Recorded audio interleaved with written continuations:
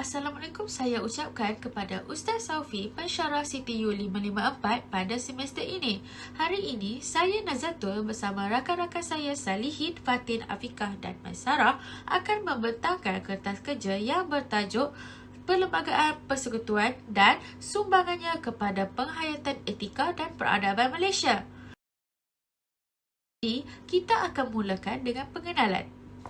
Perlembagaan merupakan undang-undang tubuh atau asas sesebuah kerajaan yang penting untuk melicinkan pemerintahan atau pentadbiran sesebuah negara.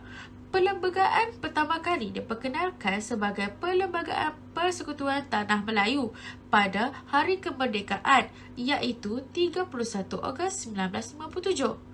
Berikutnya diperkenalkan sebagai Perlembagaan Persekutuan Malaysia pada 16 September 1963. Bagi Malaysia, Perlembagaan Persekutuan adalah dokumen utama yang menjadi panduan dan sepadan dalam pemerintahan dan pentadbiran negara. Walaupun begitu, perlembagaan sering ditafsir oleh pelbagai pihak mengikut kefahaman dan kepentingan masing-masing sehingga mendatangkan cabaran, bahkan juga perbezaan dan perjanggahan. Namun begitu, setelah lebih 60 tahun perlembagaan itu wujud, masyarakat Malaysia kekal dengan aman dan makmur.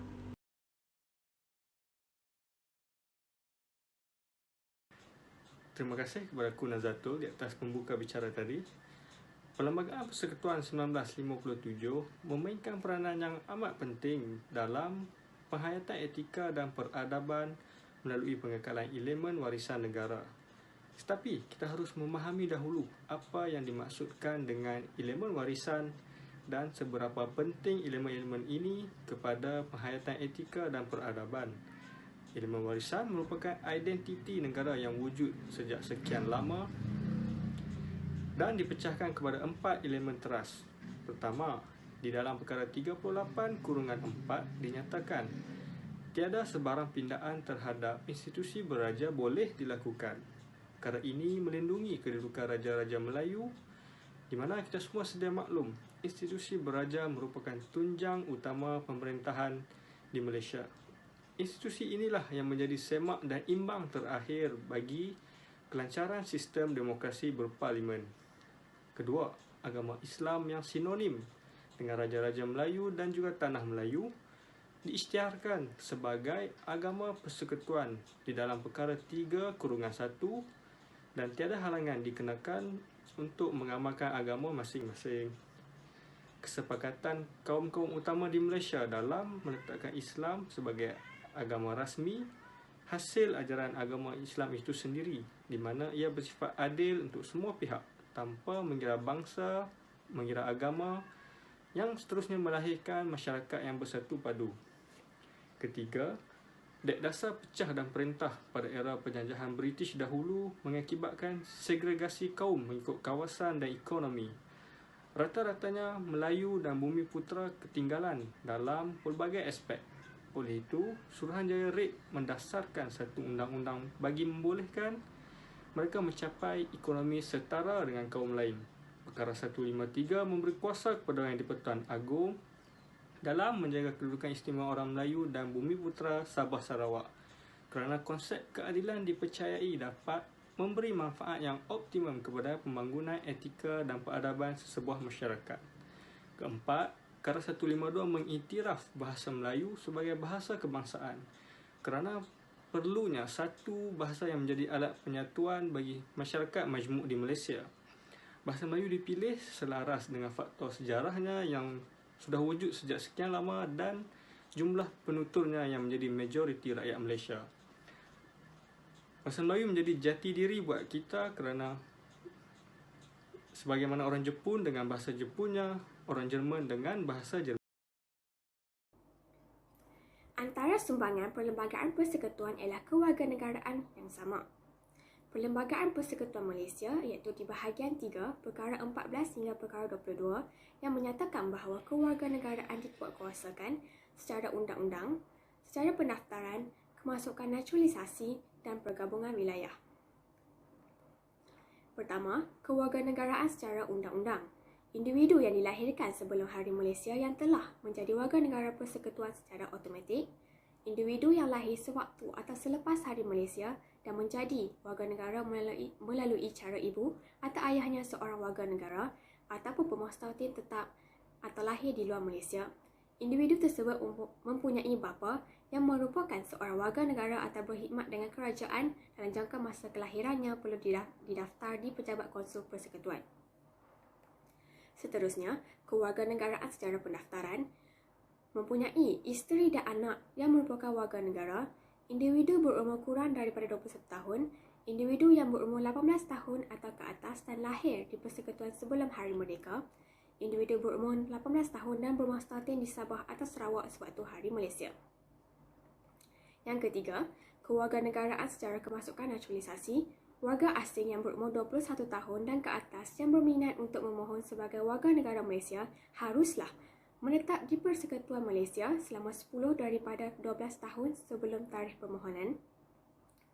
Ingin menjadi pemustatin tetap di Persekutuan Malaysia, mempunyai tingkah laku yang baik dan mahir dalam bahasa Melayu.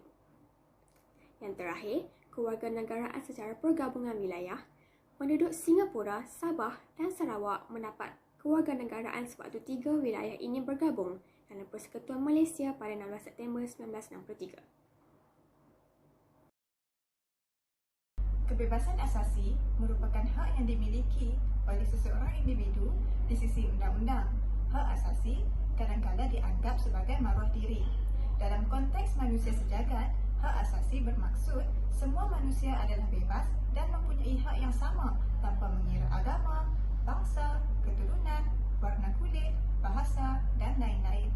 Atas dasar itu, maka hak asasi seringkali menjadi satu tuntutan supaya setiap manusia diperlakukan secara sama rata dan adil.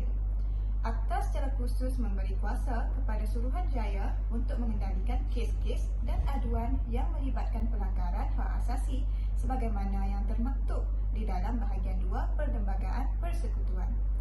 Perkara 5 menyebut tentang kebebasan diri. Peruntukan ini menyatakan bahawa tiada seseorang pun yang boleh diambil nyawanya atau dilucutkan kebebasan dirinya kecuali menurut undang-undang. Peruntukan ini telah bermula dengan penetapan hak kepada semua pihak selepas merdeka secara sedikit demi sedikit. Namun, bukan warga negara tidak dapat hak yang sama, menjadikan pendatang asing tidak dapat mempertikai tindakan menahan mereka oleh pihak berkuasa. Perkara 6 pula melarang keabdian dan kerja paksa. Seseorang hanya dihukum atas perbuatan yang dianggap salah di sisi undang-undang dan tidak boleh didakwa semula atas kesalahan yang sama selepas dibebaskan. Kebebasan asasi juga memberikan perlindungan daripada undang-undang jenayah yang berkuat kuasa dan melarang perbicaraan berulang di bawah perkara 7. Namun, perlindungan ini sering disalahgunakan. Oleh itu, mahkamah yang lebih tinggi boleh memerintah perbicaraan semula sekiranya terdapat bukti baharu tentang kes berkenaan. Hak sama rata di sisi undang-undang di dalam perkara 8 adalah prinsip sejagat yang disebut oleh banyak instrumen hak-hak asasi dunia. Semua orang berhak mendapat perlindungan yang sama dari segi undang-undang. Tiada perbezaan terhadap warga asing dari segi politik, sosial, pekerjaan dan taraf ekonomi kecuali jika diperuntukkan oleh perlembagaan. Akhir sekali, peruntukan di dalam perkara 10 mengenai kebebasan bercakap, berhimpun dan menubuhkan persatuan. Setiap warga negara bebas memberi pandangan, berhimpun secara aman dan menubuhkan persatuan. Namun, Parlimen juga boleh menyekat kebebasan ini demi keselamatan dan ketenteraman negara. Laporan Hak Asasi Malaysia 2019 melaporkan pendakwa Dr. Zakir Naik telah diharamkan secara sementara daripada bercakap di khalayak setelah menghina etnik Cina dan India di Malaysia. Jika keadaan ini tidak berubah, arahan ini akan kekal. Seterusnya, kita akan melihat kepada Islam agama bagi persekutuan. Yang pertama ialah Islam Daraja. Tun Muhammad Sofyan, bekas Ketua Hakim Negara, telah mencatatkan bahawa antara 7 ciri asas perlembagaan negara ialah peruntukan Islam sebagai agama persekutuan. Yang di-Pertuan Agong juga telah diberi kuasa sebagai Ketua Agama Islam. Hal ini jelas dinyatakan dalam perkara 3/5. Akhbar Berita Harian juga telah melaporkan bahawa persetujuan agama Islam sebagai agama persekutuan dapat memelihara kesucian agama Islam, di mana dalam Perlembagaan Malaysia telah termaktub bahawa agama Islam adalah satu perkara yang kekal terpelihara oleh pihak negeri. Jika kita melihat dalam mesyuarat terakhir Jawatankuasa Kerja pada 27 April 1957, Raja-Raja Melayu telah memberi perkenan untuk mematakan Islam sebagai agama bagi persekutuan. Draft perlembagaan juga telah diluluskan oleh kedua-dua badan Parlimen British tanpa sebarang pindaan. Yang kedua ialah Islam, urusan negeri. Islam ialah urusan negeri dan hal berkaitan Islam berada di bawah ruang lingkup kuasa dan bidang kuasa negeri di bawah naungan raja-raja bagi negeri-negeri. Kita boleh melihatnya di pelantikan mufti agama di setiap negeri dan penumbuhan Majlis Agama Islam. Memetik sumber dari Berita Harian, Perdana Menteri ke-7 telah mengumpul sejumlah ilmuwan untuk membincangkan peranan Jabatan Kemajuan Islam Malaysia, JAKIM. Di samping itu, Datuk Dr. Mujahid Yusof Rawal juga telah menyarankan tentang dasar agensi Islam Persekutuan hanya ditentukan oleh Raja-Raja Melayu, cuma pelaksanaannya diberi tanggungjawab kepada Kerajaan Persekutuan. Yang ketiga ialah kebebasan beragama. Jika kita merujuk kepada perkara 3/1 dalam Perlembagaan Persekutuan Malaysia, terdapat satu perkara mengenai kebebasan beragama, iaitu Islam ialah agama bagi persekutuan, tetapi agama-agama lain juga boleh diamalkan dengan aman dan damai di mana-mana bahagian persekutuan. Hal ini jelas menunjukkan bahawa Malaysia turut menjamin kebebasan beragama menurut perkara di atas. Ia juga sekaligus dapat menjamin kedudukan orang bukan Islam serta menjamin perpaduan rakyat berbilang kaum dan agama di Malaysia.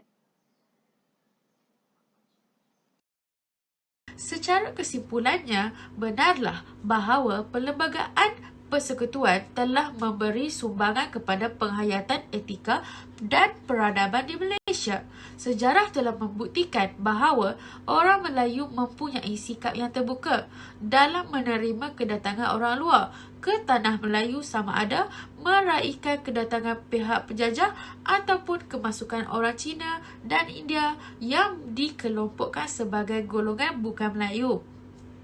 Oleh itu, kedudukan orang Cina dan India juga diiktiraf oleh Perlembagaan Persekutuan Malaysia dan orang Melayu telah memberikan taraf kewarganegaraan yang sama kepada golongan bukan Melayu. Malah, golongan bukan Melayu diberi peluang untuk terus mengekalkan dan mengamalkan budaya, adat resam, bahasa dan agama yang dibawa bersama-sama ketika penghijrahan ke tanah Melayu dahulu. Ini jelas menunjukkan bahawa Perlembagaan Persekutuan Malaysia berupaya membentuk ikatan dengan sikap penerimaan orang Melayu dengan orang bukan Melayu telah mewujudkan masyarakat majmuk yang harmoni sehingga ke hari ini. Jelaslah bahawa Perlembagaan Persekutuan telah memberi sedikit sebanyak kepada etika dan peradaban di Malaysia. Itu sahaja dari kumpulan kami. Sekian, terima kasih.